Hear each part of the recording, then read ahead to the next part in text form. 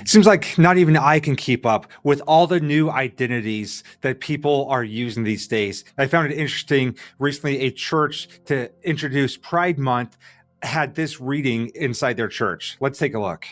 What a gift to be here for who we are, this queering of the church. And now I'd like to invite Gwen forward to read our open and affirming statement.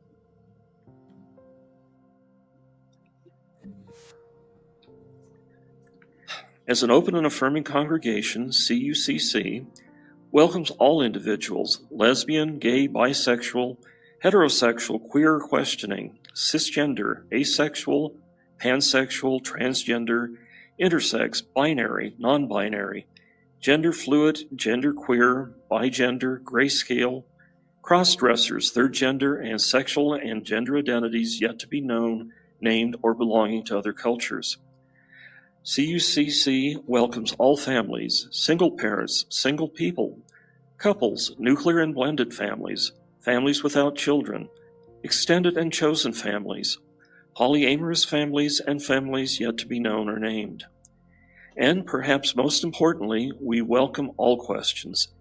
Questions about gender, questions about sexuality, questions about identity and how identity influences our lives and communities.